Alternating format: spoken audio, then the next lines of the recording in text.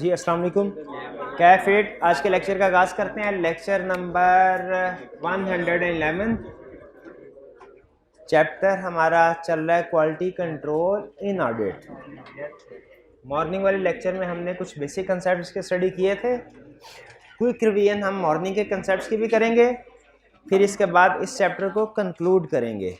मज़ीद इसके अलावा कोई टॉपिक हम नहीं करेंगे, सिर्फ ये चैप्टर कंक्लूड करना है और ख़त्म लेक्चर। फिर बाकी इंशाल्लाह कल के लेक्चर में देखेंगे। जो चैप्टर रिलेट करता है जिस टॉपिक से, वो है क्वालिटी कंट्रोल इन ऑडिट के ऑब्जेक्टिव क्या है, मकसद क्या है कि फर्म के अंदर ऑडिट फर्म के अंदर ऐसा सिस्टम होना चाहिए जिससे क्वालिटी इंश्योर हो सके कि ऑडिट किया गया है, इसमें क्वालिटी को इंश्योर किया गया, यानी जो प्रोसीजर्स परफॉर्म किए गए, ऑडिट किया गया, रिपोर्ट दी गई, वो सारे के सारे आईएसएस और एप्लीकेबल लॉज के मुताबिक हैं। जो प्रोसीजर परफॉर्म किए वो भी सारे स्टैंडर्ड्स के मुताबिक प्लानिंग की गई, परफॉर्मेंस की गई और अकॉर्डिंगली रिपोर्ट इशू की गई। ये ऑब्जेक्टिव है बेसिकली क्वालिटी कंट्रोल सिस्टम का। अच्छा, क्वालिटी कंट्रोल सिस्टम को इंश्योर करने के लिए स्टैंडर्ड ने हमें 6 एरियाज बताए हैं। कहता है फर्म के अंदर आप 6 एरियाज पे काम कर लें, 6 एरियाज पे क्वालिटी कंट्रोल सिस्टम को इम्प्लीमेंट कर लें, तो समझ लीजिए कि आपकी जितनी भी ऑडिट एंगेजमेंट वो फर्म उसमें इन्वॉल्व है, वो सारी की सारी क्वालिटी कंट्रोल्स के मुताबिक होंगी। वो 6 एरियाज कौन से हैं? वो जो 6 एरियाज हैं जो स्टैंडर्ड हमें बताता है, एक कहता है लीडरशिप, जिसमें वो फोकस करता है कि विद इन द फर्म जो पार्टनर्स है वो रिस्पॉन्सिबिलिटी ले, क्योंकि किसी ना किसी बंदे को तो रिस्पॉन्सिबल होना है, तो पार्टनर रिस्पॉन्सिबिलिटी ले ओवरऑल कंट्रोल क्वालिटी को इंश्योर करने के लिए विद इन द ऑडिट। यानी इवन अगर कोई जूनियर टीम मेंबर भी किसी आईएसएस की वायलेशन करता है, पुअर क्वालिटी का काम करता है, तो अल्टीमेट रिस्पॉन्सिबिलिटी किसकी होगी? पार्टनर की होगी। तो अल्टीमेट रिस्पॉन्सिबिलिटी पार्टनर की है। यह है पहला एलिमेंट, लीडरशिप। क्योंकि लीडरशिप अगर क्वालिटी को फोकस करेगी, प्रमोट करेगी, तो quality within the organisation promote होगी।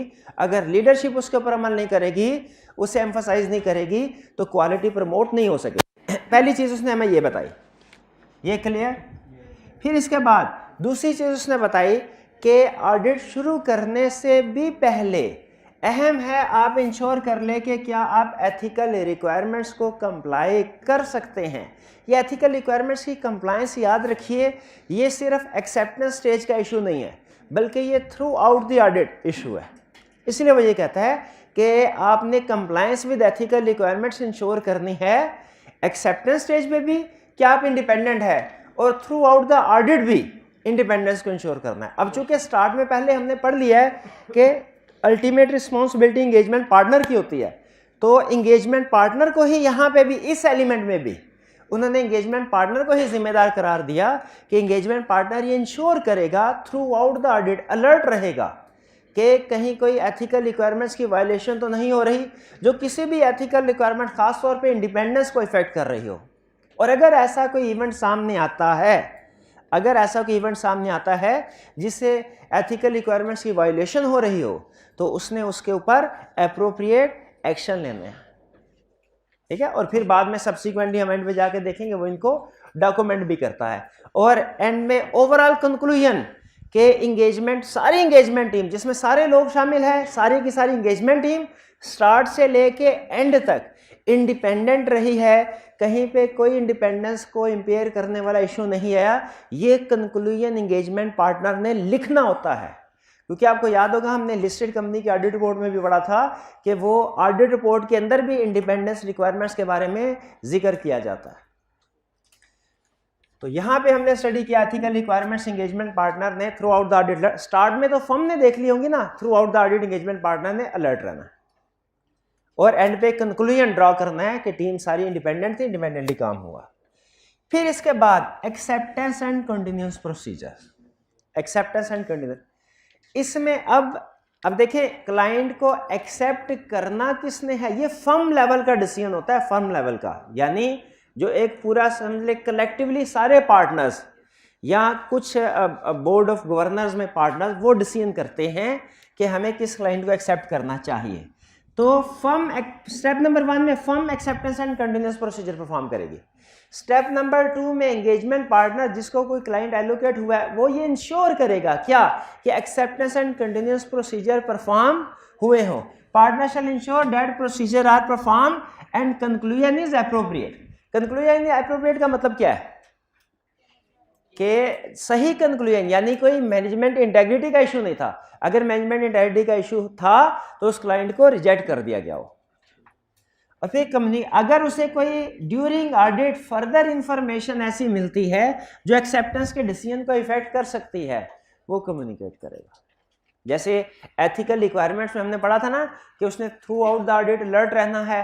अगर कोई ऐसा थ्रेट, ऐसा इशू सामने आता है जो सब्सिक्वेंटली ड्यूरिंग ऑडिट इंगेजमेंट की इंडिपेंडेंस को इफेक्ट कर सकता है तो वो मैटर भी उसने उसके ऊपर एक्शन लेना है। उसी तरह यहाँ पे भी एक्सेप्टेंस एलिमेंट में भी वो एक्शन लेगा, फर्म को बताएगा। 3 एलिमेंट हमने स्टडी कर लिए क्वालिटी कंट्रोल सिस्टम को इंश्योर करने के लिए। एक लीडरशिप रिस्पांसिबिलिटी, दूसरा एक्सेप्टेंस एंड कंटिन्यूअस प्रोसीजर और तीसरा एथिकल रिक्वायरमेंट्स। अब नेक्स्ट असाइनमेंट ऑफ टीम, के टीम ऐसी असाइन करनी चाहिए किसी भी ऑडिट पे जो कि सफिशिएंट कॉम्पिटेंट हो, एक्सपीरियंस हो, और एक्सपर्ट की जरूरत है तो उसे भी टीम का हिस्सा बनाया जाए। ठीक है। अब मुझे ये बताइए, अगर कोई क्लाइंट कम्प्लेक्स है, कोई जैसे बैंकिंग सेक्टर है या कोई ऐसा सेक्टर है जिसमें कम्प्लेक्स रेगुलेशंस इन्वॉल्व है, सब्सिक्वेंटली जाके ये कहना कि सर हम डेडलाइन पे अपना ऑडिट कंप्लीट नहीं कर सकते क्योंकि ये ऑडिट जो है ये बहुत कम्प्लेक्स, इसमें रिक्वायरमेंट्स बहुत ज़्यादा लीगल कंप्लायंस की हैं, क्या ये एक्सक्यूज एक्सेप्टेबल है? बाद में ये कहना एक्सेप्ट करने के बाद कि सर हमारे पास तो इतनी एक्सपर्टीज ही नहीं है, हम ये ऑडिट नहीं कर सकते, इस बेस पे विड्रॉ करना कि हमारे पास इतनी कॉम्पिटेंस नहीं है, क्या ये एक्सेप्टेबल है? ये एक्सेप्टेबल नहीं है। ये स्टार्ट में आपने डिसाइड करना है। अगर फर्ज कीजिए कि शुरू में हमने एंगेजमेंट टीम की प्लानिंग की और बाद में पता चला ट्रेनी स्टूडेंट्स के पेपर होते हैं तो वो 1.5 महीने की छुट्टी पे चले जाते हैं, तो आधी से ज़्यादा टीम के पेपर्स थे वो 1.5 महीने की छुट्टी पे चले गए, जिसकी वजह से रिपोर्टिंग डेडलाइन डिले हो गई। क्या ये डिले एक्सेप्टेबल है? एक्सेप्टेबल नहीं है। आपको ये सारी चीज़ें एक्सेप्टेंस के बाद कंसिडर करनी है। और अगर आपको पता है कि जी आपकी टीम छुट्टियों पे चली जाएगी तो पहले प्लान करें, पहले प्लान करें। ठीक है। अब बैंक का ऑडिट करने के लिए आपने भिजवा दिया ICOM BCom को, पास स्टूडेंट्स को, जिनके पास इतनी एक्सपर्ट, इतना नॉलेज, कॉम्पिटेंस नहीं है, क्या ये एक्सेप्टेबल है? नहीं, एक्सेप्टेबल नहीं है। इसलिए क्योंकि जो दूसरे मोर कॉम्पिटेंट स्टाफ थे वो दूसरी एंगेजमेंट में बिजी थे। ये सारी चीजें आपने असाइनमेंट ऑफ टीम स्टेज पे कंसीडर करने हैं। और ये बताइए ये किसकी रिस्पॉन्सिबिलिटी है? लीडरशिप में हमने पढ़ लिया था, ये अल्टीमेटली एंगेजमेंट पार्टनर की। एंगेजमेंट पार्टनर टीम के एक पर्सन के बारे में डिसाइड करता है, इस एंगेजमेंट में इस बंदे को लेके जाना है, इस बंदे को लेके जाना है, इस बंदे को लेके जाना है। कल क्लार्क को, क्योंकि उसे पता है कल क्लार्क को अगर टाइम पे कंप्लीट एंगेजमेंट ना हुई, प्रोसीजर परफॉर्म ना कर सके तो जिम्मेदारी एंगेजमेंट पार्टनर की है। असाइनमेंट ऑफ टीम, ये 4 हम स्टडी कर चुके थे। अब हम 5th एलिमेंट की तरफ आते हैं। 5th जो कि प्रोबेबली सबसे ज्यादा अहम है रिप्रोडक्शन के क्वेश्चन के पॉइंट ऑफ व्यू से, परफॉर्मेंस। ठीक है। एंगेजमेंट को क्या प्रॉपरली प्लान एंड परफॉर्म होना चाहिए? बिल्कुल होना चाहिए। ठीक है, ये सिखा रहे हैं हमें इसमें। और कौन इंश्योर करेगा proper planning and performance? Engagement partner. अच्छा, इसमें क्या बता रहे हैं? इसमें कह रहा है सबसे पहले direction, supervision and review. 1 minute pause कीजिएगा जी। नेक्स्ट हमारा एलिमेंट है परफॉर्मेंस। परफॉर्मेंस में हमें क्या बता रहा है कि एंगेजमेंट पार्टनर की रिस्पॉन्सिबिलिटी है वो इंश्योर करे टीम ने सारे प्रोसीजर परफॉर्म किए हैं। प्रोसीजर परफॉर्म करते हुए अगर किसी किस्म की उन्हें गाइडेंस की ज़रूरत थी तो उन्होंने एक दूसरे से इश्यूज को कंसल्ट किया है। कंसल्टेशन का मतलब क्या होता है कि अगर कोई चीज समझ में ना आए किसी सीनियर से पूछ लेना चाहिए। ये कंसल्टेशन याद रखें एक अहम एलिमेंट होता है इंगेजमेंट परफॉर्मेंस के दौरान, क्योंकि कोई भी टीम मेंबर ऐसा नहीं होता कि उसे वो जैसे ही ऑडिट प्लान पढ़े और उसे पता चल जाए कि क्या प्रोसीजर परफॉर्म करने हैं। गाइडेंस की जरूरत पड़ती है, कोई सवाल पूछने की जरूरत पड़ती है। ये कंसल्टेशन याद रखें with in the engagement team भी हो सकती है और आउटसाइड द इंगेजमेंट टीम भी हो सकती है। With in the engagement team junior किसी सीनियर से पूछता है और इवन पार्टनर लेवल पे भी ये इशू आ सकता है कि बाज़ औक़ात कुछ चीज़ों के ऊपर क्लैरिफिकेशन गाइडेंस चाहिए होती है, तो पार्टनर भी पूछ सकता है। लेकिन याद रखिए किसी से कंसल्टेशन करते हुए अगर आउटसाइड दी फर्म कंसल्टेशन करते हैं, जैसे ICAP से कर सकते हैं, तो हमने कॉन्फिडेंशियलिटी को सामने रखते हुए इशू तो डिस्कस करना है, क्लाइंट का नाम डिस्क्लोज नहीं करना कॉन्फिडेंशियलिटी की वजह से। तो ये हमारा परफॉर्मेंस स्टेज में सबसे पहली चीज डायरेक्शन, सुपरविजन एंड रिव्यू। ये मैं पहले भी कई दफा आपको बता चुका हूं कि तीनों अल्फाज में क्या फर्क है। प्रोसीजर परफॉर्म करते हुए टीम को पहले गाइड करना क्या करना है, जब टीम प्रोसीजर परफॉर्म कर रही हो चेक करना साथ, और रिव्यू एंड में ये देखना कि क्या जो कहा गया था उसके मुताबिक प्रोसीजर परफॉर्म हुए है कि नहीं। ये है direction, supervision and review. Engagement partner क्या इंश्योर करेगा कि proper direction, supervision and review of engagement हुई है और ऑडिट रिपोर्ट साइन होने से पहले पहले sufficient appropriate audit evidence obtain हो चुका है। सिंपल, कोई नई चीज नहीं है इसमें। हमें पता है कि हमने ये इंश्योर करना होता है प्रॉपर डायरेक्शन, सुपरविजन, रिव्यू भी और एविडेंस ऑब्टेन हो गई। फिर कंसल्टेशन, एंगेजमेंट पार्टनर इंश्योर करेगा कि डिफरेंट मैटर्स पे अगर किसी कंसल्टेशन की जरूरत है तो वो कंसल्टेशन टीम को करनी चाहिए कि नहीं, इनकरेज करना चाहिए कि नहीं कि एक दूसरे से क्वेश्चन पूछ सकते हैं। सिर्फ with in the firm consultation possible है कि आउटसाइड द फर्म भी? आउटसाइड, लेकिन आउटसाइड द फर्म कंसल्टेशन करने से पहले कॉन्फिडेंशियलिटी को इंश्योर करना है, ठीक है। और जो भी कंसल्टेशन की गई है, कंसल्टेशन के बाद जिस कंक्लूजन पे पहुंचे हैं उसको डॉक्यूमेंट करना है और उस कंक्लूजन को इंप्लीमेंट भी करना है। कंसल्टेशन। और थर्ड, डिफरेंस ऑफ ओपिनियन। देखिए बाज़ औक़ात ऐसा होता है कि जैसे हमारा क्लाइंट के साथ तो डिफरेंस ऑफ ओपिनियन आता है ना, ऑडिटर का क्लाइंट के साथ, इस सूरत हाल में क्या करते हैं हम किसका पॉइंट ऑफ डिस्कस करते हैं। अगर इशू रिजॉल्व ना हो सके तो ऑडिटर अपने ओपिनियन के मुताबिक रिपोर्ट इशू करता है और उसमें क्वालिफाइड या एडवर्स ओपिनियन एक्सप्रेस करेगा। इसी तरह क्या ऐसा पॉसिबल है कि जिस तरह ऑडिटर की क्लाइंट के साथ डिसएग्रीमेंट हो सकता है, उसी तरह difference of opinion with in the team भी हो, किसी जूनियर का टीम मेंबर के साथ कोई डिफरेंस ऑफ ओपिनियन। इस सूरत हाल में क्या होना चाहिए? ऑडिटिंग स्टैंडर्ड ये कहते हैं इस सूरत हाल में फर्म के पॉलिसी को फॉलो करना है, फर्म की पॉलिसी को फॉलो करना है। जैसे फर्म की एक पॉलिसी ये स्टैंडर्ड नहीं एग्जांपल दी, खुद से बता रहा हूं। फर्म की एक पॉलिसी ये हो सकती है कि अगर किसी सीनियर का जूनियर के साथ डिफरेंस ऑफ ओपिनियन आएगा, कन्फ्लिक्ट आएगा, तो फर्म की पॉलिसी को फॉलो करना है। फॉर एग्जांपल इस सिचुएशन में सीनियर का पॉइंट ऑफ व्यू प्रिवेल करेगा, सीनियर के पॉइंट ऑफ व्यू के मुताबिक ऑडिट को आगे लेके चलना है। हाँ, लेकिन जूनियर का पॉइंट ऑफ व्यू भी डॉक्यूमेंट जरूर किया जाएगा ताकि जो रिव्यू करने के लिए कल कला को कोई बंदा है उससे पता चले कि सिग्निफिकेंट मैटर के ऊपर सीनियर का पॉइंट ऑफ व्यू क्या था और जूनियर का उसका पॉइंट ऑफ व्यू तो सामने है। जैसे आपने देखा होगा वो लीगल केसेस में वो क्या इख्तलाफी नोट दिया जाता है, तो फैसला चाहे मेजोरिटी का होगा, फैसला चाहे सीनियर का होगा, लेकिन अगर जूनियर ने उनका कोई पॉइंट ऑफ व्यू डिफरेंट है तो उसको डॉक्यूमेंट किया जाएगा। ये डिफरेंस ऑफ ओपिनियन का रोल है। तो परफॉर्मेंस में टोटल 4 चीजें हमें उसने बताई, 4 चीजें कौन कौन सी? पहले डायरेक्शन, सुपरविजन एंड रिव्यू। इसमें क्या बता रहा है कि पार्टनर इंश्योर करेगा proper direction, supervision and review of engagement team और इंश्योर करेगा कि sufficient appropriate audit evidence obtain कर लिया गया है रिपोर्ट से पहले। दूसरे नंबर पे परफॉर्मेंस के बाद कंसल्टेशन, जिसमें एंगेजमेंट पार्टनर की रिस्पॉन्सिबिलिटी है कि वो इफेक्टिव कंसल्टेशन को प्रमोट करेगा, इंश्योर करेगा कि जिन ज़रूरी मामलात पे कंसल्टेशन होनी चाहिए वहाँ पे with in the engagement team भी, और अगर ज़रूरत हो आउटसाइड द एंगेजमेंट टीम भी कंसल्टेशन हो। तीसरा, डिफरेंस ऑफ ओपिनियन। अगर किसी टीम मेंबर का दूसरे टीम मेंबर के साथ डिफरेंस ऑफ ओपिनियन है तो जो सीनियर का पॉइंट ऑफ व्यू है वो प्रिवेल करेगा, लेकिन जूनियर के लिखा हुआ है उसने बेसिकली कि फर्म के पॉलिसी के मुताबिक रिजॉल्व करेंगे, लेकिन एग्जाम्पल के तौर पे समझा है आपको, सीनियर का प्रिवेल करेगा पॉइंट ऑफ व्यू और जूनियर का डॉक्यूमेंट कर देंगे।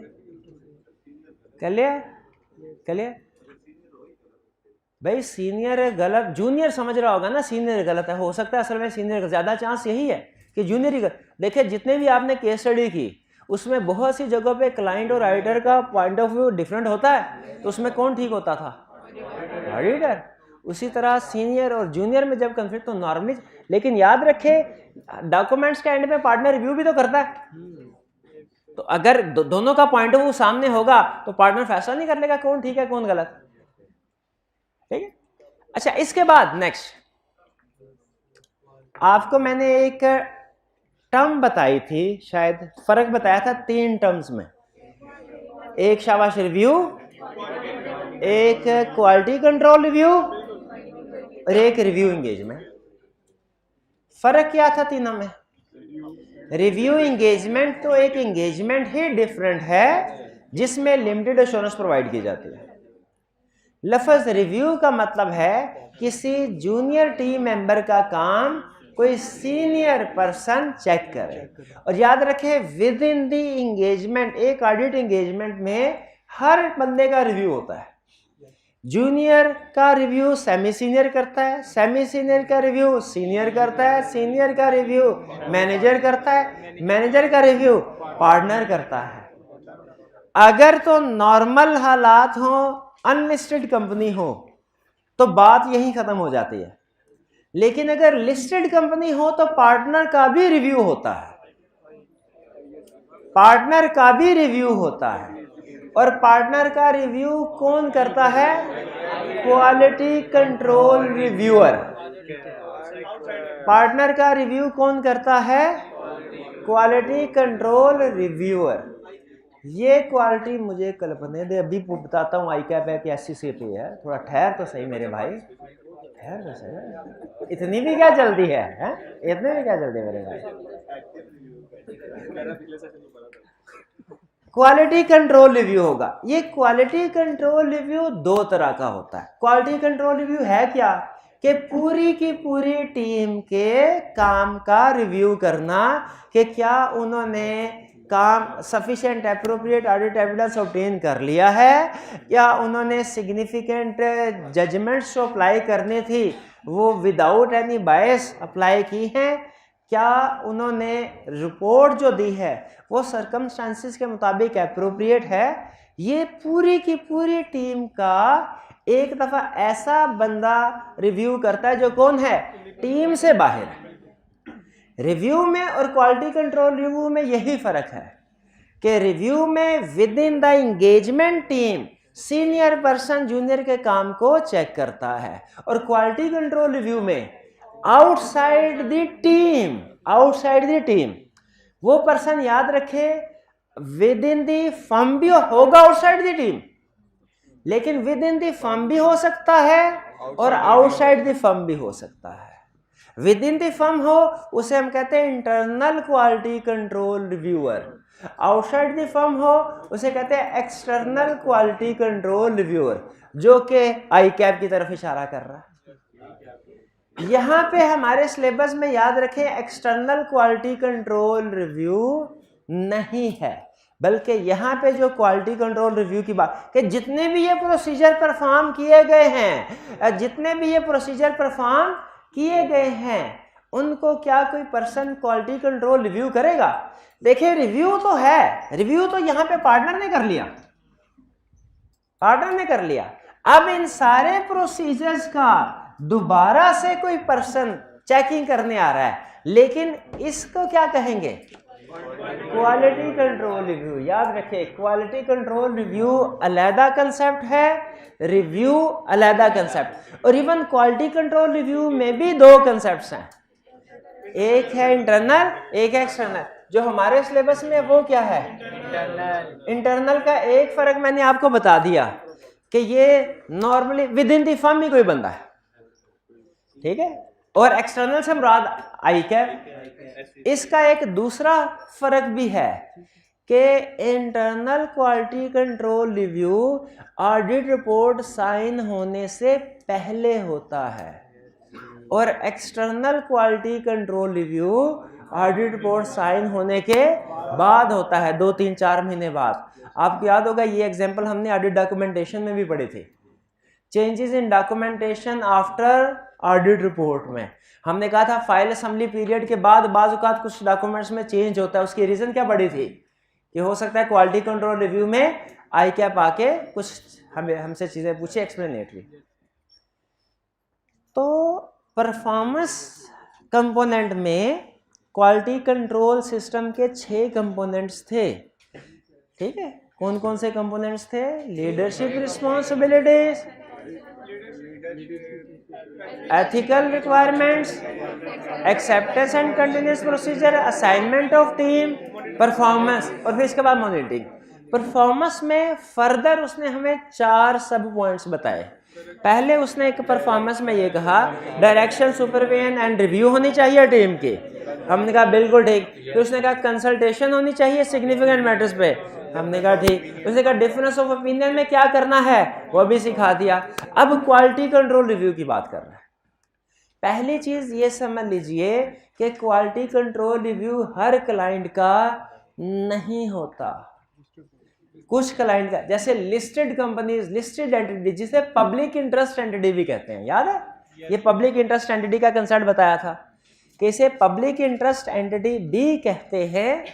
लिस्टेड कंपनी के केस में क्वालिटी कंट्रोल रिव्यू रिक्वायर्ड है, अनलिस्टेड के केस में जिन सिचुएशन में क्वालिटी कंट्रोल रिव्यू रिक्वायर्ड है उसमें सुन लें एंगेजमेंट पार्टनर की क्या रिस्पॉन्सिबिलिटी है। एंगेजमेंट पार्टनर इंश्योर करेगा क्या? अपॉइंट कर दिया गया हो, नहीं तो वो फर्म को याद करवाएगा भाईजान जिस तरह मुझे आपने इस क्लाइंट पे अपॉइंट किया है और मेरे साथ क्वालिटी कंट्रोल रिव्यूअर को भी तो अपॉइंट करो, लिस्टेड क्लाइंट है, इंश्योर ये करेगा। फिर क्वालिटी कंट्रोल रिव्यूअर के साथ सिग्निफिकेंट मैटर्स डिस्कस करेगा। अच्छा याद रखिए क्वालिटी कंट्रोल रिव्यूअर जब आता है ना, ये हर चीज का रिव्यू नहीं करता।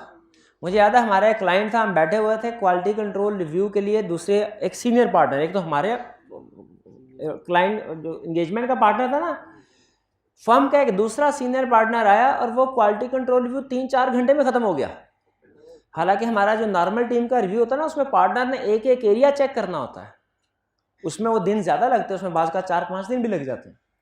लेकिन क्वालिटी कंट्रोल रिव्यू में उस पर्सन ने हर एरिया, हर प्रोसीजर को चेक नहीं करना, सिर्फ और सिर्फ सिग्निफिकेंट जजमेंट्स को चेक करना है, सिग्निफिकेंट मैटर्स को चेक करना है, ठीक है। तो अब significant matters engagement partner quality control reviewer के साथ डिस्कस करेगा।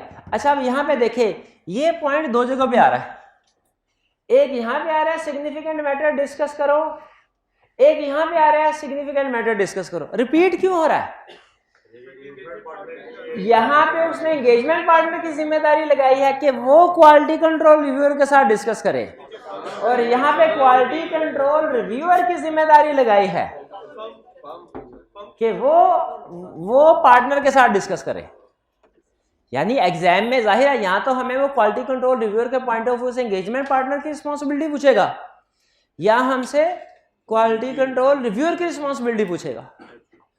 तो एंगेजमेंट पार्टनर के हिसाब से पूछेगा तो ये प्रोसीजर, क्वालिटी कंट्रोल रिव्यूअर के पॉइंट ऑफ व्यू से रिस्पॉन्सिबिलिटी पूछेगा तो ये प्रोसीजर। और अब ये जो कंसेप्ट हम पढ़े हैं ना, इस पे रिसेंटली क्वेश्चन सेट हुआ है। अब क्वेश्चन क्या है वो मैं नहीं बताऊंगा, आप खुद से उसको अटेम्प्ट करेंगे। मैं सिर्फ ये कंसेप्ट नॉर्मल तरीके से पढ़ाऊंगा, जिस तरीके से पढ़ा। क्वालिटी कंट्रोल रिव्यूअर में क्वालिटी कंट्रोल रिव्यू होना चाहिए, क्या हर कंपनी का होना चाहिए? कुछ का रिकॉर्ड है, कुछ का नहीं। फॉर एग्जांपल लिस्टेड कंपनीज के केस में क्वालिटी कंट्रोल रिव्यू होना चाहिए, एग्रीड। क्वालिटी कंट्रोल रिव्यू में क्या सिर्फ एंगेजमेंट पार्टनर की रिस्पॉन्सिबिलिटी है कि क्वालिटी कंट्रोल रिव्यूअर की भी? दोनों की। शाबाश। एंगेजमेंट पार्टनर की क्या रिस्पॉन्सिबिलिटीज है? तो उसने इंश्योर करना है क्वालिटी कंट्रोल रिव्यूअर अपॉइंट हो, क्वालिटी कंट्रोल रिव्यूअर अपॉइंट हो गया तो उसके साथ सिग्निफिकेंट मैटर डिस्कस करने हैं, और जब तक क्वालिटी कंट्रोल रिव्यू कंप्लीट नहीं होगा रिपोर्ट को साइन नहीं करेगा। ये वैसी ही रिक्वायरमेंट है जैसे रिटन रिप्रेजेंटेशन के केस में थे। जब तक क्लाइंट रिटन रिप्रेजेंटेशन प्रोवाइड ना कर दे रिपोर्ट को साइन नहीं करना, जब तक क्वालिटी कंट्रोल रिव्यू ना हो जाए रिपोर्ट को साइन नहीं, क्योंकि क्वालिटी कंट्रोल रिव्यू का मकसद यही होता है कि फाइनल रिपोर्ट इशू करने से पहले एक दफ़ा कोई दूसरा अक्लमंद बंदा आ जाए और देख ले कोई बड़ी कोई बोंगी तो नहीं रह गई, कोई बड़ा ब्लंडर तो नहीं रह गया। बेसिक पर्पस यही होता है। तो ये क्वालिटी कंट्रोल रिव्यूअर आके बड़ी बड़ी चीज़ें, सिर्फ सिग्निफिकेंट चीज़ें उनको चेक करता है कि ये काम हो गया, ये हो गया, ये हो गया। ये तो है एंगेजमेंट पार्टनर के पॉइंट ऑफ व्यू। ये बात समझ आ गई आपको कि जब तक क्वालिटी कंट्रोल रिव्यू कंप्लीट नहीं होगा रिपोर्ट को साइन नहीं करना। अगर किसी जगह पे वो कह दे क्वालिटी कंट्रोल रिव्यू अभी आधा चल रहा था, आधा पेंडिंग था, रिपोर्ट साइन करके दे दी, और फिर नीचे के बताइए क्वालिटी इश्यूज हैं कोई, हम कहेंगे क्वालिटी इश्यूज हैं, इश्यूज हैं, ठीक है। एंगेजमेंट सही तरीके से परफॉर्म नहीं हुई। क्यों परफॉर्मेंस का इशू है ना, क्यों? क्योंकि क्वालिटी कंट्रोल रिव्यू कंप्लीट होने से पहले रिपोर्ट इशू कर दी गई है। फिर firm shall establish procedure to, अब क्वालिटी कंट्रोल रिव्यूअर की क्या रिस्पॉन्सिबिलिटीज है? Quality control review significant matter discuss करेगा रिव्यूअर, कंक्लूजन को वैल्यूएट करेगा, ठीक है कि नहीं, सिग्निफिकेंट मैटर्स के कंक्लूजन, डॉक्यूमेंट्स देखेगा क्या उन सिग्निफिकेंट मैटर्स को डॉक्यूमेंट कर दिया गया है, और फाइनेंशियल स्टेटमेंट्स को, रिकॉर्ड को रिव्यू करेगा एक दफा कि क्या फाइनेंशियल स्टेटमेंट्स ठीक हैं। यानी उसने देखें बड़ी बड़ी सारी चीजों को देख लिया, फाइनेंशियल स्टेटमेंट्स को देख लिया, रिपोर्ट को भी रीड करता है, डॉक्यूमेंट्स, लेकिन डॉक्यूमेंट सारी नहीं, सिग्निफिकेंट मैटर्स की डॉक्यूमेंटेशन देखेगा और देखेगा कंक्लूजन सही ड्रॉ हुए कि नहीं। सिग्निफिकेंट मैटर्स को डिस्कस करेगा, हाँ भाईजान टेक्सटाइल सेक्टर में बताइए गवर्नमेंट की तरफ से सब्सिडी दी गई थी, उसकी रिकॉर्डिंग ठीक की है। वो छोटे मोटे एक्सपेंसेस के बारे में नहीं पूछेगा कि एक्सपेंसिव रिकॉर्डिंग है, बड़े इश्यूज के बारे में पूछेगा, ठीक है, सिग्निफिकेंट के बारे में। अगर लिस्टेड कंपनी है, जो कि याद रखें मैंने आपको यह बताया कि quality control review listed companies के लिए रिक्वायर्ड है, लेकिन लिस्टेड के अलावा दूसरी कंपनीज में भी क्वालिटी कंट्रोल रिव्यू किया जा सकता है। यह कंसेप्ट वैसा ही है जैसा की ऑडिट मैटर का था कि लिस्टेड कंपनीज के लिए तो रिक्वायर्ड है, अनलिस्टेड में भी किया जा सकता है अगर जरूरी समझे। स्टैंडर्ड इसकी एक एग्जांपल देता है, वैसे सिलेबस में नहीं लेकिन बता देता हूं। कहता है नॉर्मली जो इनिशियल ऑडिट होता है ना, इनिशियल ऑडिट, वो अगर अनलिस्टेड भी हो ना, अनलिस्टेड, तो उसका क्वालिटी कंट्रोल रिव्यू कुछ फर्म्स करवाती हैं क्योंकि उसमें थोड़ा रिस्क ज्यादा। इसीलिए आपको याद होगा इनिशियल ऑडिट की एडिशनल प्लानिंग कंसीडरेशन में लास्ट पॉइंट कौन सा था? यही कि एडिशनल प्रोसीजर्स भी हम कंसीडर करेंगे depending on firms quality control. तो वहां पे एडिशनल से क्या ये क्वालिटी कंट्रोल रिव्यू था, लेकिन उस वक्त ये लफ्ज बोलता शायद आपको समझ ना आते। तो लिस्टेड कंपनी के केस में तो क्वालिटी कंट्रोल रिव्यू होगा ही होगा, अदर देन लिस्टेड भी हो सकता है, वो डिपेंड करता है, उनकी अपनी मर्जी होती है। नॉर्मली इनिशियल ऑडिट पे करवा लेते हैं, इसके अलावा भी एक दो केसेस और हैं बहरहाल। तो जी हाँ, वो जाहिर है डेफिनेटली की ऑडिट मैटर को तो जरूर रिव्यू कर, क्योंकि की ऑडिट मैटर तो सिग्निफिकेंट है, लेकिन की ऑडिट मैटर के अलावा भी जो सिग्निफिकेंट मैटर्स है उनको भी डिस्कस करेगा। लिस्टेड कंपनीज है तो क्वालिटी कंट्रोल रिव्यूअर मजीद ये चीजें देखेगा। क्या? आल्सो, इस पे अगर आप देखें ये क्या लिखा हुआ है? Also ensure. क्या टीम इंडिपेंडेंट है, कंसल्टेशन और कंक्लूजन ठीक हो गए। देखिए ये कंसल्टेशन वाली बात ऊपर नहीं ना उसने देखी थी, हाँ, और डॉक्यूमेंटेशन का रिव्यू करेगा। इसमें थोड़ा कुछ मजीद डॉक्यूमेंटेशन, यहाँ पे असल में ये देखा जाता है कि डॉक्यूमेंटेशन अवेलेबल है कि नहीं अवेलेबल, और यहाँ पे उन मजीद डॉक्यूमेंटेशन के कंटेंट्स को भी चेक किया जाता है। डॉक्यूमेंटेशन का आपको पॉइंट ये रिपीट होता लग रहा होगा, लेकिन इसमें हम डॉक्यूमेंटेशन को देखते हैं कि मेंटेन हो रहे हैं कि नहीं, और इसमें उनके कंटेंट्स का भी रिव्यू करते हैं। क्लियर, समझ आ गया? अच्छा, अभी मैं रीसेंट क्वेश्चन आपसे पूछना चाहता हूं, लेकिन उससे पहले मैं अपनी तसल्ली करना चाहता हूं कि आपको क्वालिटी कंट्रोल रिव्यू के सारे कंसेप्ट समझ आ गए। ठीक है, हम कोशिश करेंगे कि ज़्यादा से ज़्यादा चीज़ें क्लास में ही हमारी याद हो जाएं, इसलिए मैं बार बार आपसे रिवीजन करवा रहा हूं, पूछ रहा हूं। सबसे पहले मुझे बताइए, क्वालिटी कंट्रोल इन ऑडिट, क्या ऑडिट फर्म को ऑडिट करते हुए क्वालिटी को इंश्योर करना चाहिए? अगर क्वालिटी को इंश्योर करना चाहते हैं तो किन 6 एलिमेंट्स पे फोकस करना है? Leadership, ethical requirements, acceptance, performance, acceptance, assignment, performance और फिर मॉनिटरिंग। अच्छा, मॉनिटरिंग का मतलब क्या है? मॉनिटरिंग का मतलब यह है कि ये सारा सिस्टम, इसको मॉनिटरिंग की जाए। फर्म के अंदर कोई ऐसा सिस्टम हो कि वो सारे एलिमेंट्स के जैसे होता है ना क्लाइंट में एक इंटरनल ऑडिट डिपार्टमेंट, उसी से तरह फर्म के अंदर एक तरह से इंटरनल ऑडिट डिपार्टमेंट हो जो ये सारे सिस्टम की मॉनिटरिंग कर रहा हो और जिस जिस क्लाइंट में वीकनेस हो उसकी रिपोर्ट इशू कर रहा हो। आईकैप एग्जैक्टली यही काम मॉनिटरिंग का करता है, एक्सटर्नल क्वालिटी कंट्रोल। अगर आप आईकैप की वेबसाइट पे जाएंगे ना तो एक क्वालिटी एश्योरेंस बोर्ड है आईकैप का। क्वालिटी एश्योरेंस बोर्ड पता क्या करता है? हालांकि एक्सटर्नल हमारे सिलेबस में नहीं है, लेकिन मॉनिटरिंग का कंसेप्ट चूंकि लिंक करता है इसलिए बता रहा हूँ। क्वालिटी एश्योरेंस पाकिस्तान में जितनी भी सीए फर्म्स हैं वो आईकैप को लिखती हैं कि सर इस साल हमने इन क्लाइंट्स की ऑडिट की है। आईकैप हर फर्म के हर ऑफिस में से कुछ ना कुछ सैंपल सेलेक्ट करता है देखने के लिए कि ये ऑडिट सही कर रहे हैं कि नहीं कर रहे, और फिर जाके चेक करता है, क्वालिटी कंट्रोल रिव्यू करता है आईकैप। और जो जो वीकनेसेस सामने आती हैं उनकी बाकायदा रिपोर्ट, एक तो फर्म की थोड़ा खिंचाई होती है और उस वीकनेस, उन क्वालिटी कंट्रोल इश्यूज को जो कि आइडेंटिफाई किए गए हैं उनको आईकैप एक डॉक्यूमेंट के जरिए पब्लिश भी करता है। हर साल आईकैप ये करता है। अगर आईकैप की वेबसाइट पे अगर आप जाए ना, वहाँ पे क्वालिटी एश्योरेंस बोर्ड कोई इस तरह का सेक्शन होगा, उसमें ये डॉक्यूमेंट मौजूद है। वो मॉनिटरिंग है, कह रहा है इसी तरह की monitoring internal quality control reviewer को भी करनी चाहिए और ये रिपोर्ट शेयर कर, और एंगेजमेंट पार्टनर को देखना चाहिए यार ये क्वालिटी कंट्रोल रिव्यू हुआ है हमारा, इसी क्लाइंट का पिछले साल फॉर एग्जांपल हुआ था या दूसरे क्लाइंट्स का, तो क्या इसका कोई इम्पैक्ट हमारे यहाँ पे तो नहीं आ रहा, हमारे इस क्लाइंट पे? ठीक है, उनको पढ़ लें। जैसे फर्ज कीजिए मैं किसी फर्म का ऑडिट कर रहा हूँ, आईकैप ने जो अपनी रिपोर्ट क्वालिटी एश्योरेंस बोर्ड ने बनाई है क्वालिटी कंट्रोल रिव्यू, वो मेरे किसी काम की है कि नहीं है? मेरा ख्याल है मेरे किसी काम के नहीं। क्यों भाई? जिस क्लाइंट का मैं ऑडिट कर रहा हूं ना, या जिस क्लाइंट का मैं क्वालिटी कंट्रोल रिव्यू कर रहा हूं, उसका तो आईकैप ने क्वालिटी कंट्रोल रिव्यू किया ही नहीं है। वो आईकैप की वेबसाइट पे जो रिपोर्ट पड़ी है वो तो दूसरे क्लाइंट्स की, दूसरी कंपनीज की रिव्यू की रिपोर्ट है। वो मेरे काम की थोड़ी है कि है काम की, है काम की। जो इशू दूसरे लोगों के ऑडिट में हुआ वो मेरे ऑडिट में भी तो हो सकते हैं। भाई ये तो ऐसी बात हो गई कि आप कहें एग्जामिनर कमेंट्स हमारे किसी काम के नहीं है।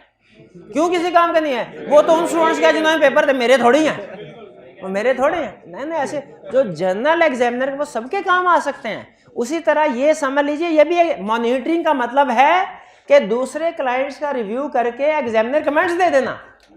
क्या हमारे एंगेजमेंट पार्टनर को ये मॉनिटरिंग रिपोर्ट पढ़नी चाहिए? इसका कोई इंपैक्ट आ सकता है। क्या क्वालिटी कंट्रोल रिव्यू हर क्लाइंट का होना चाहिए? किसका? लिस्टेड का या मजीद जिनका फर्म डिसाइड करे? क्वालिटी कंट्रोल रिव्यूअर किसने अपॉइंट करना है? एंगेजमेंट पार्टनर ने? गलत। एंगेजमेंट पार्टनर ये इंश्योर करता है क्वालिटी कंट्रोल रिव्यूअर अपॉइंट हो करना उसने खुद नहीं है, ये थोड़ी है अपना मेरा काम ये चेक करेगा, ये क्या फैसला हुआ है, मेरा काम ये, मेरा केस ये जज सुनेगा है, थोड़ी है। तो quality control reviewer firm appoint करेगी। इसमें लफ्ज फर्म और लफ्ज पार्टनर में फर्क तो आपको समझ आ रहा होगा। पार्टनर इंश्योर करेगा कि रिव्यूअर पॉइंट हो गया तो उसके साथ डिस्कशन करेगा सिग्निफिकेंट मैटर्स, और जब तक क्वालिटी कंट्रोल रिव्यू कंप्लीट नहीं होगा क्वालिटी कंट्रोल रिव्यूअर क्या करेगा, मैटर डिस्कस करेगा, डॉक्यूमेंट्स देखेगा, सिग्निफिकेंट मैटर्स की डॉक्यूमेंट्स बनी हुई है, जजमेंट्स ठीक है, अप्रोप्रिएट है, रीजनेबल है, और अगर लिस्टेड क्लाइंट है तो इंडिपेंडेंस रिक्वायरमेंट्स को भी इंश्योर करेगा, कंसल्टेशन हुई है और उस कंसल्टेशन के बाद सही कंक्लूजन पे पहुंच गया ये इंश्योर करेगा, डॉक्यूमेंटेशन के कंटेंट्स को डिटेल को रिव्यू। क्लियर? आखिरी क्वेश्चन, अगर आपने इसका जवाब दे दिया मतलब पूरा चैप्टर समझ आ गया, और अगर इसका जवाब सही नहीं दे सके तो मतलब कुछ समझ नहीं आया। क्लियर? अच्छा, सोच के जवाब दे दें, लेकिन एक दफा चेंज करने की इजाजत, चेंज करने का मतलब होगा दूसरी अटेम्प्ट दे रहे हैं आप है? इसको हम करते हैं इक्वालिटी का ए बी सी। आपने जवाब सिर्फ ये देना है कि जो सवाल पूछ रहा हूं मैं इसमें क्या आएगा, ए आएगा, बी आएगा, सी आएगा, या कुछ और आएगा, मैं भी कुछ और भी हो, गारंटी कोई नहीं है। सुन लें, ऑल ऑफ दिस भी हो सकता है, नन ऑफ दिस भी हो सकता है। सुन लें, डी नहीं हो सकता। सुन लें, एबीसी लिमिटेड एक लिस्टेड ऑडिट क्लाइंट है। इस लिस्टेड ऑडिट क्लाइंट के लिए क्वालिटी कंट्रोल रिव्यूअर अपॉइंट किया गया है मिस्टर अकील को। मिस्टर अकील की रिस्पॉन्सिबिलिटीज बताइए।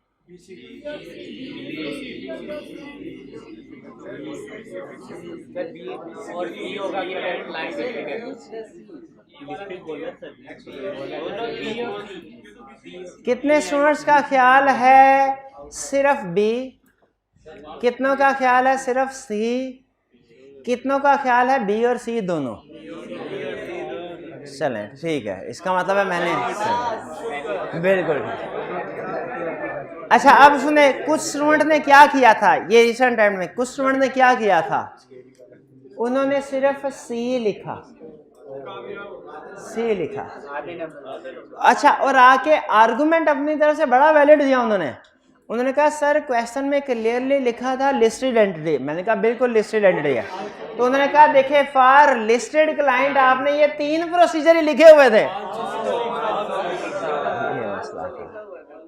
ये मसला है आल्सो, लेकिन जो पता नहीं छोटा लफ्ज था छुप गया या जल्दी में उन्होंने हाँ इसीलिए पहले बता दिया आपको तसल्ली से। हाँ, वो संडे का लेक्चर होगा ना, छोड़ने का सर जल्दी बस अब घर जाके हम पढ़ लेंगे बस। सेकंड लेक्चर नहीं होता था पहले, सेकंड लेक्चर ये पहली दफा हो रहे हैं, इससे पहले कभी नहीं हुए थे। हाँ जी, मैंने सैटरडे की छुट्टियां की थी। अच्छा एक बात बताओ, ये वजह नहीं है सैटरडे, ये क्योंकि पिछले सेशन में भी मैंने छुट्टियां की हुई हैं, पिछले सेशन में छुट्टियां की हुई है। रीजन ऑफ वेरिएंस ये नहीं है। क्लाइंट से पूछे सर इस साल डेप्रिसिएशन पिछले साल की निस्बत ज्यादा क्यों है, वो कहेगा सर पिछले साल भी 10% ज्यादा थी, उससे पिछले साल, इस साल भी इसकी 10% ज्यादा, तो कोई फर्क नहीं है। केस स्टडी आप अगर आप पिछले एक तो 2 ही दें, शाबाश शाबाश शाबाश। क्लास के बाद 50 रुपए इनाम लीजिएगा। ये चीज केस स्टडी की ज्यादा प्रैक्टिस, और यस इसका एविडेंस देता है भाई। पिछले सेशन के नंबर ऑफ लेक्चर देखना, इस सेशन के नंबर ऑफ लेक्चर इसे 115 हो गए हैं, 115। पिछले एक में 95-96 के करीब थे। और दूसरी रीजन इस सेशन में 2 ईदें आई हैं, जिसकी वजह से तकरीबन हमारे 12-13 के करीब जो लेक्चर्स हैं वो सेशन में कम है, फिर भी ना होता ईदों के बावजूद, क्योंकि ईदें पहले भी आती रही हैं। ये है असल रीजन क्या है, केस स्टडी के ऊपर फोकस। बहरहाल चलिए, अच्छा अब सुन लें केस स्टडी कैसी आएगी। केस स्टडी बहुत ही आसान, लेकिन सुन लें ये केस स्टडी बहुत आसान है, लेकिन आपके पूरे ऑडिट सारे चैप्टर्स पे बेस कर रही है। इसमें जब केस स्टडी में किसी भी स्टैंडर्ड की वायलेशन पूछ सकता है, किसी भी टॉपिक की वायलेशन कोई पाबंदी। देखिए क्वालिटी कंट्रोल है ना, तो क्वालिटी कंट्रोल रिव्यू तो पूरे के पूरे ऑडिट का होता है ना, उसमें तो कोई भी सिग्निफिकेंट मैटर डिस्कस हो सकता है। तो इस चैप्टर की केस स्टडी में याद रखें, इसमें नया कंसेप्ट कोई नहीं है, फर्क सिर्फ यह है कि पुराने कंसेप्ट में से वो कोई भी कॉम्बिनेशन बना के हमसे पूछ सकता है। इसकी केस स्टडी में कभी कोड ऑफ एथिक्स की वायलेशन हो रही होती है, कभी प्लानिंग की वायलेशन हो रही होती है, कभी रिपोर्ट की हो रही होती है, कभी रिटन रिप्रेजेंटेशन की, कभी सब्सिक्वेंट कोई भी, कभी सब्सटेंटिव प्रोसीजर की, कभी कंट्रोल्स की वायलेशन हो रही होती है। कोई भी नई चीज कोई भी नहीं है, एक कंसेप्ट भी नया नहीं आएगा केस स्टडी में, सारे पुराने। लेकिन फर्क क्या है, इससे पहले जो आपने चैप्टर केस स्टडी जितनी भी पढ़ी ना, अगर आप नोट करें, वो जिस चैप्टर की केस स्टडी होती थी ना उसी में रहता था, उससे बाहर नहीं जाता था। लेकिन क्वालिटी कंट्रोल रिव्यू की नेचर ही ऐसी है कि उसने सारे एंगेजमेंट का क्वालिटी कंट्रोल रिव्यू। तो अगर आपको किसी क्वेश्चन में उसने कह दिया आप क्वालिटी कंट्रोल रिव्यूअर हैं, तो खुश हो जाएं कि कोई नई टेक्निकल चीज नहीं है, पुराने कंसेप्ट में से किसी न किसी की वायलेशन करेगा जो कि आप समझ लेंगे। स्टार्ट करें, चलिए।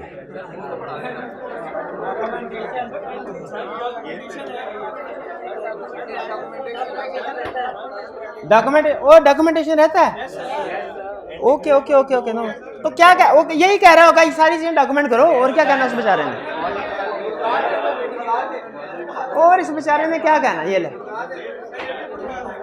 अच्छा बताएं, डॉक्यूमेंटेशन सिर्फ एंगेजमेंट पार्टनर ने करनी है कि क्वालिटी कंट्रोल रिव्यूअर ने भी?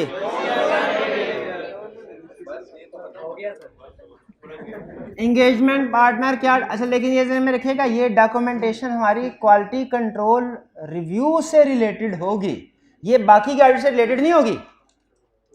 क्वालिटी कंट्रोल रिव्यू कह रहा है एंगेजमेंट पार्टनर डॉक्यूमेंट करेगा, लिखेगा क्या कि एक्सेप्टेंस एंड कंटिन्यूअस प्रोसीजर सही परफॉर्म किए हैं फर्म ने, अपना इत्मीनान लिखेगा, मैं मुतमिन हूं कि क्योंकि एक्सेप्टेंस चेक किए थे ना उसने, ये एंगेजमेंट पार्टनर ने इंश्योर किया, ये कंक्लूजन इज एप्रोप्रिएट, इसको यहां पे डॉक्यूमेंट कर रहा है।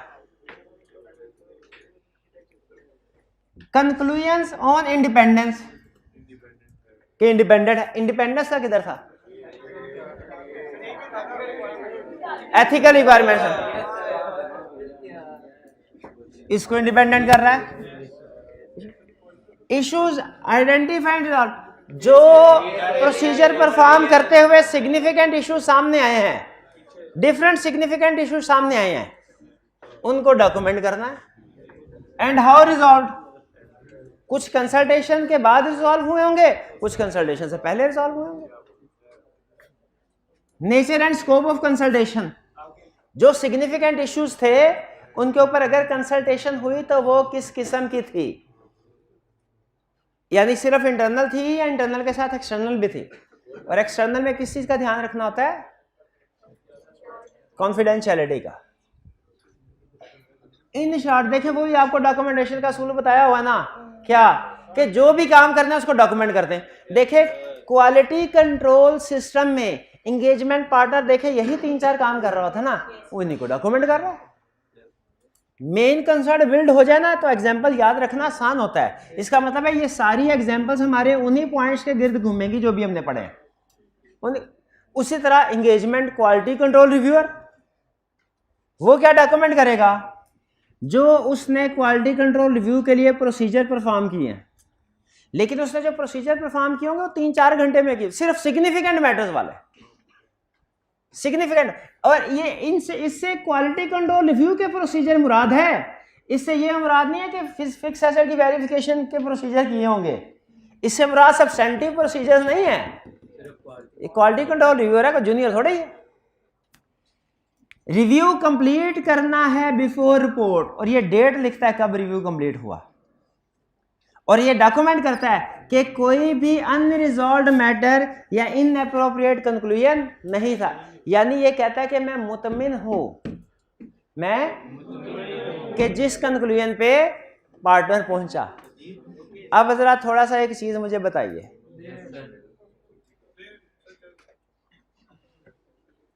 अगर रिपोर्ट साइन हो जाए उसके बाद उसमें पता चले गड़बड़ है, क्या मॉडिफाई कर देंगे? रिपोर्ट इशू करवा के गड़बड़ आई है सामने, अब क्या मॉडिफाई करना है? किसको फांसी लगेगी? सिर्फ एंगेजमेंट पार्टनर को या क्वालिटी कंट्रोल रिव्यूअर? दोनों को। क्वालिटी कंट्रोल रिव्यूअर को भी एंगेजमेंट पार्टनर के बराबर ही समझा जाता है। और आपको एक और बात बता दूं जो आप सीफेप लेवल पे जाके सीखेंगे। हमने स्टडी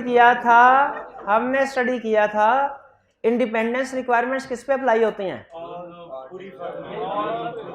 पूरी टीम पे। क्वालिटी कंट्रोल रिव्यूअर ने उन इंडिपेंडेंस रिक्वायरमेंट्स को फॉलो करना है कि नहीं? यस, करना है। क्लियर? डॉक्यूमेंटेशन समझ आ गई? डॉक्यूमेंटेशन में किस चीज की डॉक्यूमेंटेशन है? जो एंगेजमेंट पार्टनर ने किया क्वालिटी कंट्रोल को इंश्योर करने के लिए, वो एंगेजमेंट पार्टनर उसकी डॉक्यूमेंटेशन करेगा, और जो क्वालिटी कंट्रोल रिव्यूअर ने किया उसकी।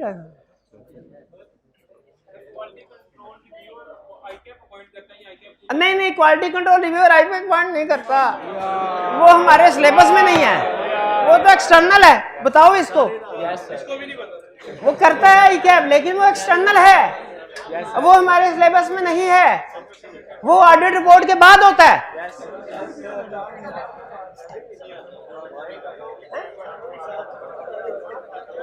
एक मिनट है, एक क्वेश्चन मेरा, एक मिनट है। ये अभी जो आपने सवाल पूछा तो मेरा रिस्क बढ़ गया। एक मिनट, आप बताइए क्या ऑडिटिंग स्टैंडर्ड टाइम स्पेसिफाई करते हैं कि रिपोर्ट साइन होने के कितने दिन के अंदर क्वालिटी कंट्रोल रिव्यू कंप्लीट होना चाहिए? नहीं, तो एप्रोप्रिएट टाइम पीरियड क्या होता है? कितने रिपोर्ट साइन होने के कितने दिन बाद?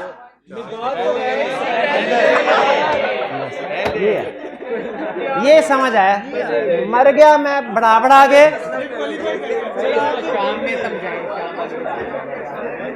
कम से कम 3 जगहों पे ये बात बताई है कि रिपोर्ट साइन होने से पहले क्वालिटी कंट्रोल रिव्यू कंप्लीट है। मर्जी भैया।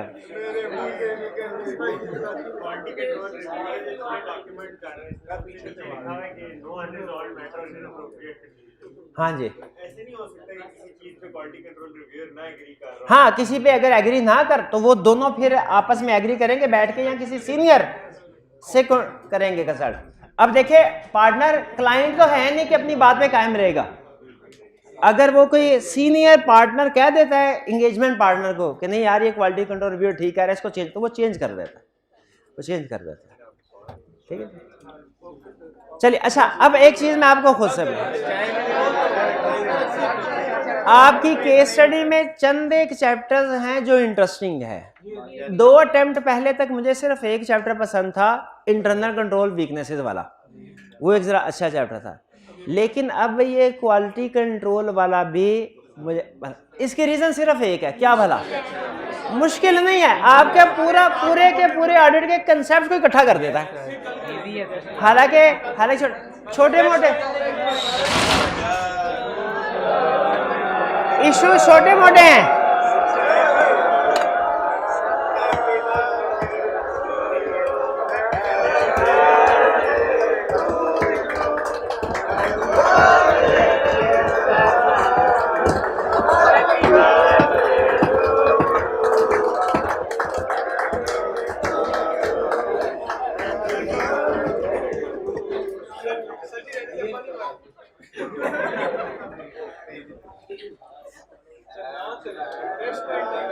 रिक्वायरमेंट से पढ़ के बताइए। अच्छा, क्वेश्चंस 2 सेलेक्ट करके आऊं, 2 करवा के जाने।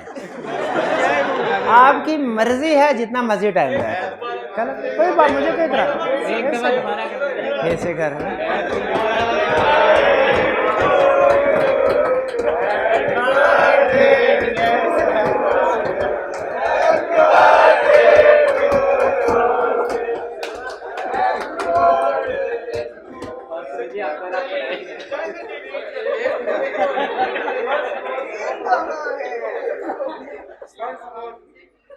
हो गया? अब मेरी बारी। रिक्वायरमेंट के ऊपर फोकस कीजिए। Discuss the quality issues. ये लफ्ज इससे पहले आज तक किसी केस स्टडी की रिक्वायरमेंट में नहीं आया। अब आपने ध्यान से पढ़ना है। हर लाइन के बाद मैं आपसे पूछूंगा इसमें क्वालिटी इशू है कि नहीं। पहला, you are the audit manager of ABC company. आ गया नहीं? Which is the listed company. नहीं, इशू तो नहीं है। इससे ये पता चला इसका क्वालिटी कंट्रोल रिव्यू होगा। And the draft financial statement shows profit before tax of 10 billion and revenue of rupees 100 billion. अच्छा, इससे हमें ये तो बता रहा है लिस्टेड से, बिलियन से, ये तो पता चला छोटी कंपनी है कि बड़ी कंपनी। ठीक है। Engagement team include A part time supervisor and 2 trainees. Engagement team में तीन ही लोग हैं, 2 ट्रेनी हैं और 1 पार्ट टाइम सुपरवाइजर है। अच्छा, दो अल्फाज बोल रहा हूं, दोनों में फर्क बताइएगा। पार्ट टाइम सुपरवाइजर और पार्ट क्वालिफाइड सुपरवाइजर, किस में इशू है? दोनों में इशू है। पार्ट टाइम कैपेबिलिटी से रिलेट कर रहा है कि उसके पास टाइम नहीं होगा पूरा दिन, और पार्ट क्वालिफाइड कॉम्पिटेंस से रिलेट है। दोनों में क्वालिटी इशू है। कोई इसमें क्वालिटी इशू सामने आया? कौन से वाला बड़ा? Assignment of engagement. हाँ, आप लिखते हुए अगर असाइनमेंट भी जिक्र कर देंगे कि proper assignment of team is not made because team it is a listed client and team consist of only part qualified, sorry part time supervisor and 2 trainees. पहला इशू समझ आ गया हमारे सामने। Next, considering the time availability of supervisor, it was decided that the planned audit approach to trade payable was to place reliance on internal controls on purchasing. क्यों गलत किया? तो वो यह कहाँ कह रहा है कि मैंने टेस्ट ऑफ डिटेल नहीं, वो कह रहा है hence the audit team decided to do test of control and reduce substantive tests where possible.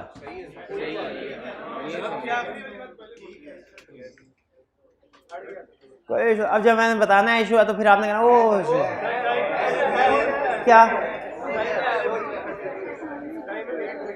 जी? शाबाश।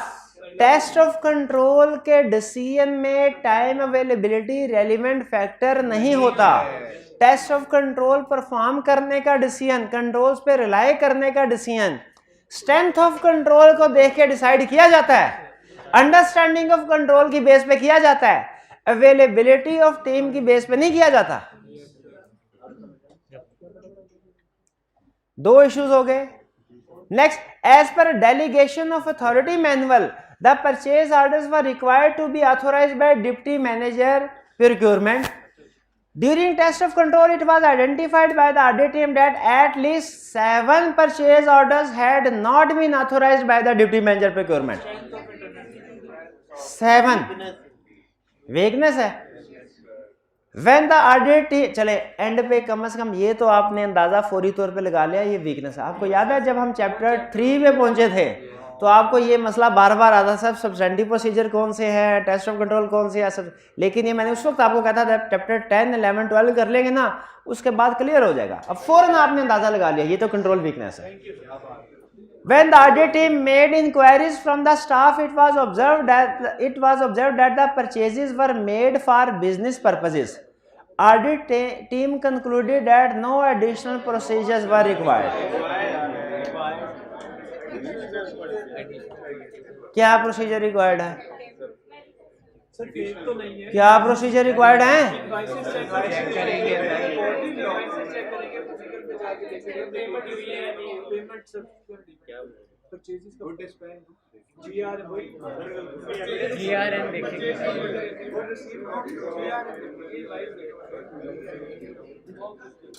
एक बात आपके ठीक, मैं थोड़ा सा रिफ्रेश कर दूं आपके सेंटेंसेस को। आप डॉक्यूमेंट्स को मेंशन तो कर रहे हैं। टीम को कंक्लूजन पे पहुंचने के लिए सिर्फ इंक्वायरी नहीं बल्कि जो अदर कॉरोबरेटिव एविडेंस भी ऑब्टेन करना चाहिए था। एग्रीड? क्योंकि उसने कह दिया कि ये तो बिजनेस पर्पस के लिए, तो इंक्वायरी से थोड़ा ही इस नतीजे पे पहुंच जाएंगे, कॉरोबरेटिव एविडेंस भी लेंगे। और एक काम करना था, और एक रिप्रेजेंटेशन लेटर। क्यों रिप्रेजेंटेशन लेटर के एलिमेंट्स में कहीं में इंटरनल कंट्रोल था?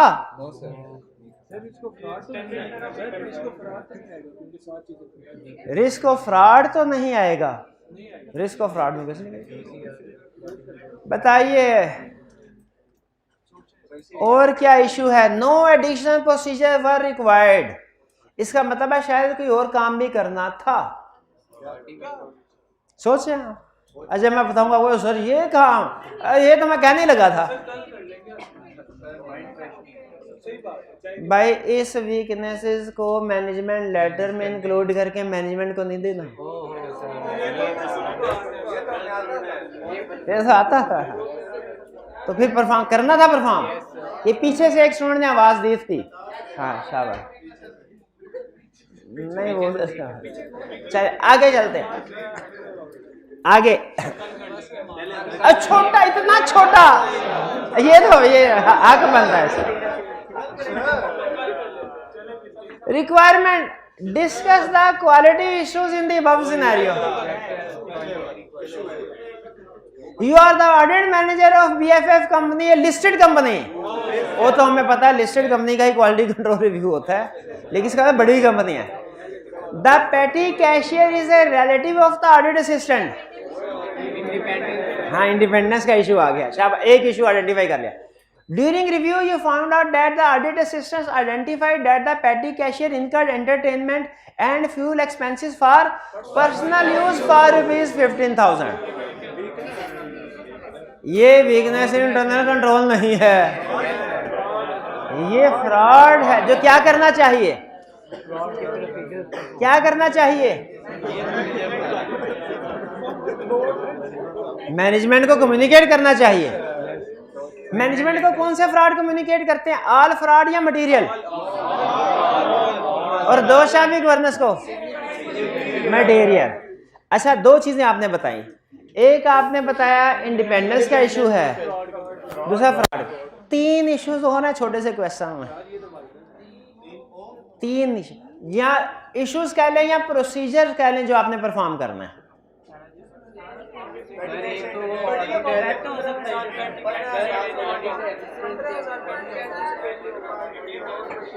तो वो फ्रॉड में तो आ गया, इमटेरियल ही सही, फ्रॉड है, हमने कम्युनिकेट कर दिया मैनेजमेंट को।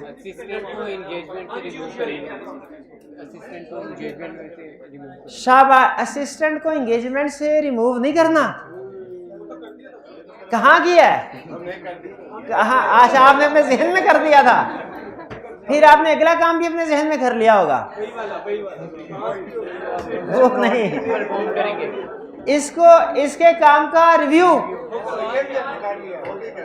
वो भी कर लिया। एक से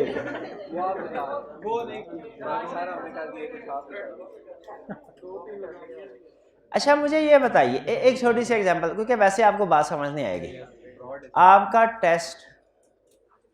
टेस्ट चेक होने के लिए टीए को दिया। अब मैं यही बात कर दे रहा, वो डिले हो गया, टाइम पे चेक हो के वापस नहीं मिला, कभी वापस ही नहीं मिला। नहीं इतनी भी ना, ऐसे तो नहीं ना है, ये तो आपने ओवरस्टेट कर दिया है। ये इशू किसका है, किसका कसूर है?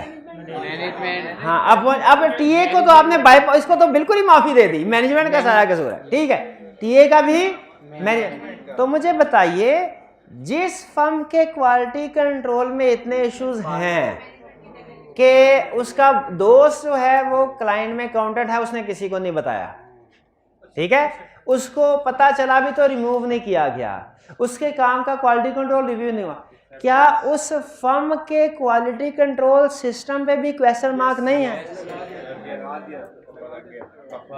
तो उसका क्वालिटी कंट्रोल, इसका मतलब है उस फर्म ने ये स्टैंडर्ड इंप्लीमेंट नहीं किया।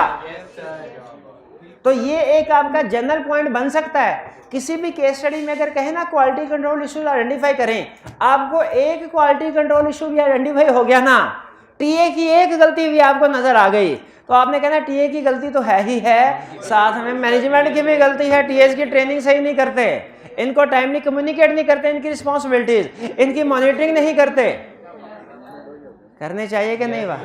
तो आपने इसी तरह क्वालिटी के जब इश्यूज आए तो इश्यूज बताने के साथ एंड पे एक जर्नल कि जिस फर्म में ये BFF एंड कंपनी, इसका क्वालिटी कंट्रोल सिस्टम भी पुअर लगता है, इसे इम्प्रूव करना चाहिए। क्लियर? अगले क्वेश्चन की तरफ नहीं चल रहे, वो तो आपने घर से करके आना है। क्लियर? तो कल के लिए आपके 2 क्वेश्चन रिव्यू एंगेजमेंट के हैं और 2 इसके हैं, 4 क्वेश्चन। चलिए आज का लेक्चर यहाँ पे ख़त्म करते हैं हम। अल्लाह हाफिज़।